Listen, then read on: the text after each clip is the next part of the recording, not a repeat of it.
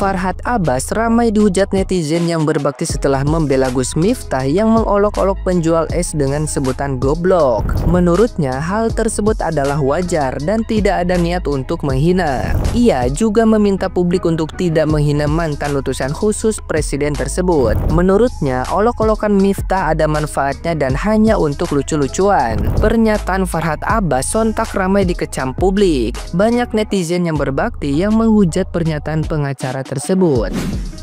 Gus Miftah itu tidak ada maksud menghina orang, hanya karena orang suka goblok itu biasa, kayak jancu.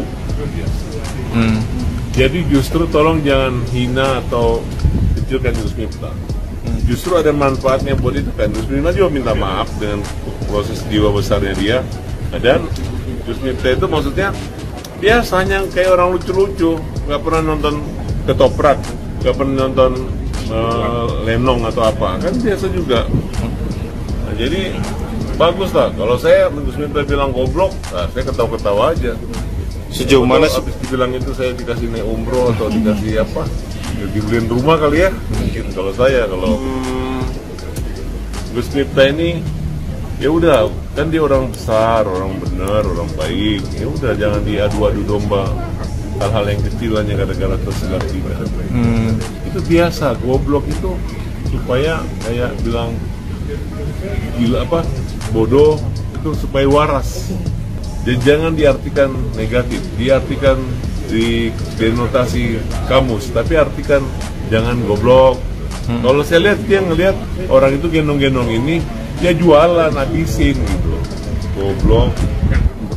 Jadi maksudnya sih apa ya, ingin lebih menunjukkan bahwa lu akrab sama lu gitu. Tapi dimanfaatkan sama orang seolah-olah pejabat menghardik atau mengecilkan orang kecil. Tapi buktinya mungkin kalau bilang bapak bagus silakan jual, mungkin nggak laku itu barangnya. Tapi gara-gara kalimat itu ya banyak cara Tuhan untuk membuat orang mendapat rezeki. Nah, gimana nih menurut netizen yang terhormat? Silahkan berkomentar ya. Jadi Agus Miftah jangan dipanggil Gus ya, karena nggak layak dipanggil Gus. Dipanggil aja Agus Miftah.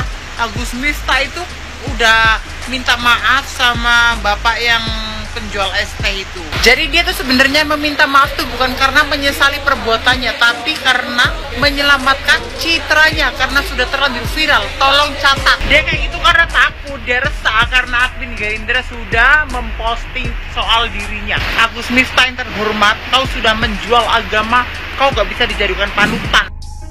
Kalau gue berada di sana, gue akan siram merata itu es teh ke muka mereka semua sambil ketawa. Lalu ketika muka mereka merah padam semua, gue bilang bercanda. Seenggaknya dia jual es teh pak, nggak jual agama. Mohon maaf nih, apa orang Jawa bercandanya emang gitu ya? Heran gue lihat semua yang pada ketawa di sana.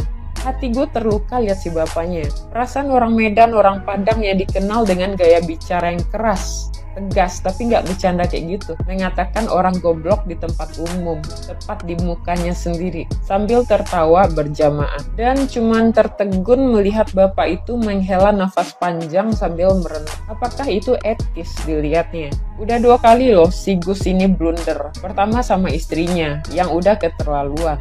Terus klarifikasi, sengaja nggak gue bahas ya, mungkin urusan rumah tangga. Yang kedua sama bapak ini. Apa udah jadi kebiasaan kayak gitu ya?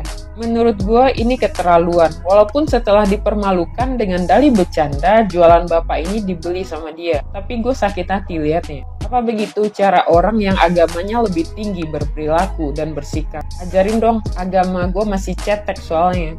Tapi gue gak bisa lihat orang lain digituin. Semoga video ini Anda dengar ya Gus.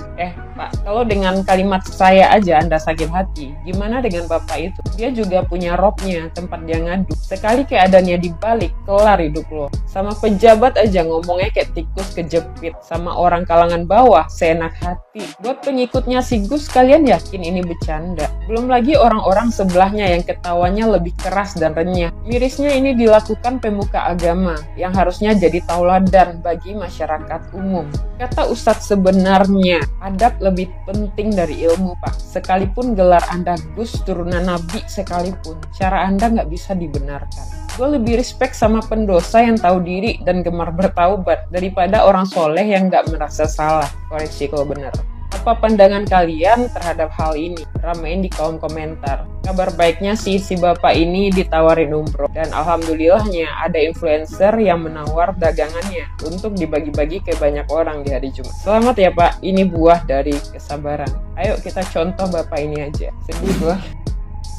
Gus Miftah akhirnya mundur dari jabatannya. Nah, kayak gini harusnya kayak pejabat-pejabat luar negeri kayak Jepang, kayak Taiwan gitu. Kalau bikin kesalahan minimal mereka tahu diri gitu, mengundurkan diri. Gak apa-apa Gus Miftah, kan jabatan kan cuma titipan kan ya. Moga-moga kedepannya mulutnya bukan harimaunya lagi. Sama satu lagi nih, ada lagi ibu Adita ini nih ya, staf kepresidenan ini harusnya mundur juga, tahu diri juga. Aduh, udah ngata-ngatain rakyat Indonesia, rakyat jelata, anjir. Minta maaf aja, nggak usah cari pembenaran gitu ya kan. Nah, kalau misalnya rakyat jelata itu, masyarakat Indonesia juga udah tahu itu konotasinya udah buruk Bu ya. Dalam KBBI juga rakyat jelata memang disebutkan di situ rakyat biasa, tapi jangan di highlightnya yang di situ doang, ada sambungannya Bu ya, jelasin seperti di KBBI itu panjang. Rakyat yang tidak punya status alias rakyat menengah ke bawah, bukan menengah ke bawah aja, rakyat miskin ya, nggak punya status kayak ibu kan punya status ya kan ya, jadi bukan rakyat jelata gitu ya. Pakai lagi mengeneralisir rakyat biasa ya, kayak saya, kayak kita rakyat biasa. Aduh, pintar kali ngomongnya.